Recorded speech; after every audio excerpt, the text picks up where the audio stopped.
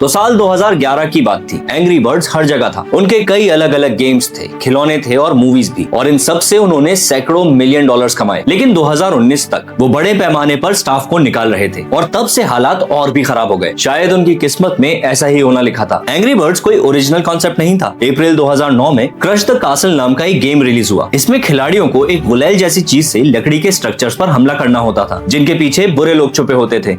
8 महीने बाद दिसंबर 2009 में गेम डेवलपर रोवियो ने एक ऐप बनाया जिसका नाम था एंग्री बर्ड्स। और जबकि ये साफ तौर पर एक कॉपी था, ये हर तरह से बेहतर था। एंग्री बर्ड्स के ग्राफिक्स ज्यादा कूल, ज्यादा साफ और एनिमेटेड थे, और हर स्टेज में अलग अलग लेवल्स थे। हर दुश्मन को मारने पर पॉइंट्स मिलते थे और हर बची हुई बर्ड्स के लिए पॉइंट्स मिलते थे, जिससे प्लेयर्स को हाई स्कोर करने का मौका मिलता था। 5 अलग अलग बर्ड्स, 5 अलग अलग एबिलिटीज के साथ और एक कूल कैची साउंड ट्रैक। इन सब से साफ दिखता है कि एंग्री बर्ड्स बेहतर था। एंग्री बर्ड्स से पहले रोवियो ने 51 गेम्स बनाए, जिनमें से किसी को भी ज्यादा सक्सेस नहीं मिली। इसलिए जब एंग्री बर्ड्स को सिर्फ 2 महीने लगे 60 देशों में नंबर 1 पेड ऐप बनने में, तो उन्होंने समझदारी से इसका फायदा उठाया। उन्होंने angry bird seasons, angry bird space और एंग्री बर्ड स्टार वॉर्स जैसे अलग अलग वर्जन बनाए, जिसने इसे एप्पल स्टोर में नंबर 1 पेड ऐप बनने में मदद की। और पहले साल के एंड तक इनके 6 से 7 मिलियन तक पेड डाउनलोड्स हो चुके थे। एंग्री बर्ड्स के पहले साल तक ही उन्होंने $1 मिलियन कमा लिए थे। लेकिन प्लेयर्स को अभी भी कुछ चाहिए था। इस अनाउंसमेंट के सिर्फ 4 महीने बाद ही 60,000 से ज्यादा एंग्री बर्ड्स के सॉफ्ट टॉयज बिक चुके थे और गेम खुद best selling paid app of all time बन गया। अब एंग्री बर्ड के अंदर ही उन्होंने माइक्रो ट्रांजैक्शन स्टार्ट किए, जैसे माइटी ईगल,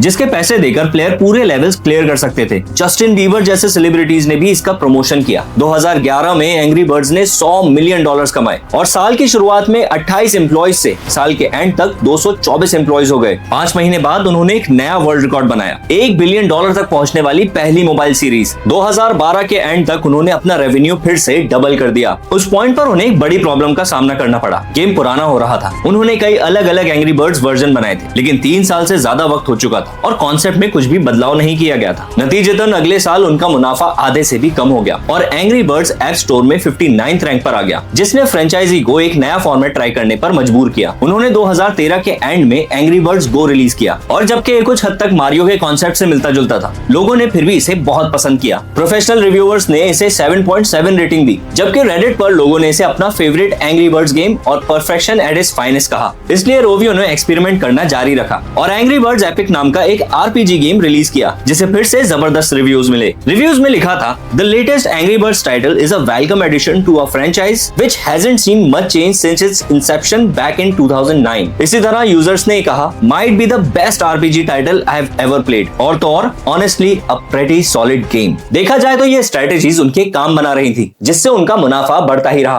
पर एक प्रॉब्लम थी, ये गेम बाकी गेम्स की तरह मर्चेंडाइज नहीं बेच रहा था, इसलिए मर्चेंडाइज सेल्स गिर गई। जबकि 2014 का टोटल रेवेन्यू भी कम हो गया और मुनाफा 73% गिरकर $10 मिलियन हो गया। नतीजे में मीडिया आउटलेट्स ने रिपोर्ट किया, क्योंकि एंग्री बर्ड्स अब घाटे में जा रहा था, जो कंपनी की 14% वर्कफोर्स थी। उन्होंने अपनी गिरावट को एक एक्सपेरिमेंट से ठीक करने की कोशिश करी, एंग्री बर्ड्स पॉप, जो काफी फ्लॉप रहा। रेडिट थ्रेड में जब पूछा गया कि सभी एंग्री बर्ड्स गेम में सबसे बुरा कौन सा था, तो पॉप का नाम कई बार लिया गया, इसलिए वो वापस बेसिक्स पर आ गए और Angry Birds 2 official sequel release किया। हालांकि कई लोगों ने इसे ओरिजिनल गेम से डाउनग्रेड ही कहा। सीक्वल माइक्रो ट्रांजैक्शन से भरा हुआ था, जो साफ तौर पर फैन बेस को परेशान कर रहा था। लोगों ने लिखा, this is very greedy game that keeps sucking money out of you. If you play well, the game becomes harder and harder until it's impossible, and then either you have to replay each level 10 times or buy gems. The game is just trying to throw you off balance and get under your skin so that you can pay more. और official IGN review ने क्या कहा,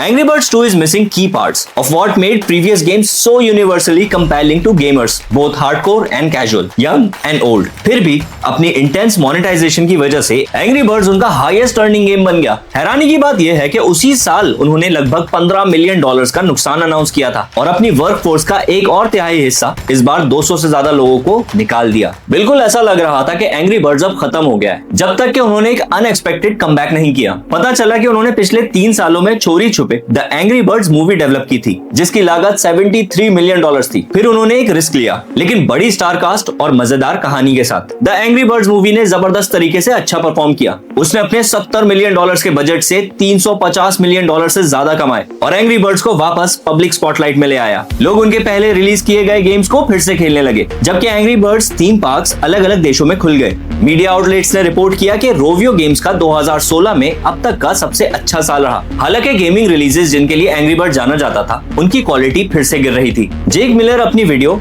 आई played and ranked every Angry Birds game so you don't have to, उसमें Angry Birds के action के बारे में बात करते हैं। एंग्री बर्ड्स एक्शन मूवी से नए एंथ्रोपोमॉर्फिक डिजाइन्स गेम्स में यूज करने की शुरुआत थी, जिसमें मेरे साथ साथ कई एंग्री बर्ड्स के फैन भी सहमत रहेंगे कि ये एंग्री बर्ड सीरीज के एंड की शुरुआत थी, जो मूवी के बाद का पहला गेम था। इसी तरह सबसे बुरी एंग्री बर्ड्स की गेम के बारे में पूछी गई रेडिट थ्रेड में एक यूजर ने कहा कि मूवी रिलीज के बाद ज्यादातर गेम्स बुरे थे। इन गेम्स में एंग्री बर्ड्स फाइट, जो एक कैंडी क्रश की कॉपी था, और एंग्री बर्ड्स मैच भी शामिल थे, जिसे एक्सट्रीमली ब्लैंड बताया गया। लेकिन शुक्र है कि रोवियो के लिए उनके पुराने टाइटल्स अभी भी काफी काम आ रहे थे।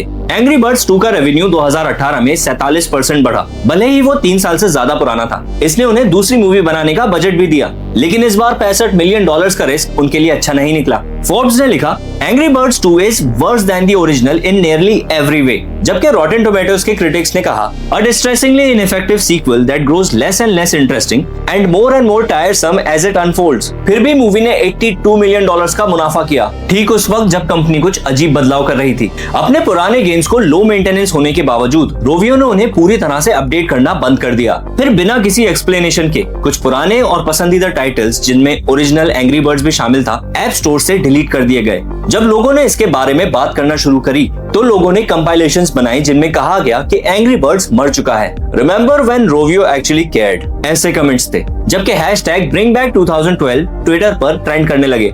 हालत इतनी खराब हो गई कि रोवियो ने अपोलोजाइज किया। उस बैकलैश के जवाब में उन्होंने अनाउंस किया, ये कहते हुए कि उन्होंने ऐसा इसलिए किया क्योंकि पुराने गेम्स के बिना maintaining the highest quality of updates and live operations isn't possible. वो एंग्री बर्ड्स क्लासिक को फिर से डेवलप करने की कोशिश कर रहे हैं, जिसे 2022 में ऐप स्टोर पर दोबारा रिलीज किया गया, लेकिन $1.99 की कीमत पर। उन्होंने क्लासिक का नाम बदलकर रेड्स फर्स्ट राइट कर दिया, जिससे ऐप स्टोर में इसे ढूंढना और मुश्किल हो गया था। इस तरह प्लेयर्स को उसने दूसरे पेड गेम्स खरीदने के लिए मोटिवेट कर दिया, क्योंकि उनका गेम ढूंढना ऐप स्टोर में काफी मुश्किल था। लेकिन दूसरों को पता था कि एंग्री बर्ड्स क्या कर रहा है। उन्होंने पुराने गेम्स को इसलिए हटा दिया ताकि आपके पास मॉडर्न कैंडी क्रश जैसे गेम्स खेलने के अलावा और कोई ऑप्शन ना हो, जिसे वो ना पसंद करते थे। जो गेम्स कंपनी ने बनाई थी, उनसे उन्होंने नफरत की और इस तरह अपनी आत्मा को खो दिया। रोवियो ने इस बात को खुले तौर पर कंफर्म किया, ये कहते हुए कि उन्होंने नाम बदला due to the games impact on our wider games portfolio. उन्होंने फैंस से रिक्वेस्ट करी कि अपने जुनून को our lives Angry Bird Slingshot 2 games such as Angry Bird 2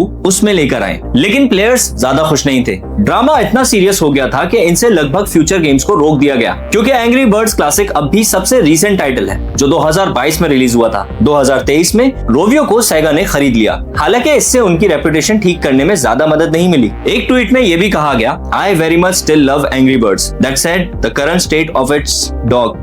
My hope for the franchise is at an all-time low right now. I'll just continue to enjoy what I love about it. But it's sad to see what it's become. अब इन सब के बावजूद Angry Birds अभी खत्म नहीं हुआ। उन्होंने recently ही अपनी तीसरी मूवी बनाने का अनाउंसमेंट किया है। हालांकि बाकी फ्रेंचाइज सीरीज की गिरावट के बाद इस मूवी का परफॉर्मेंस देखना काफी दिलचस्प होगा। क्या ये एक नया दौर लाएगा या बस एक और कोशिश होगी पुरानी चमक वापस लाने की?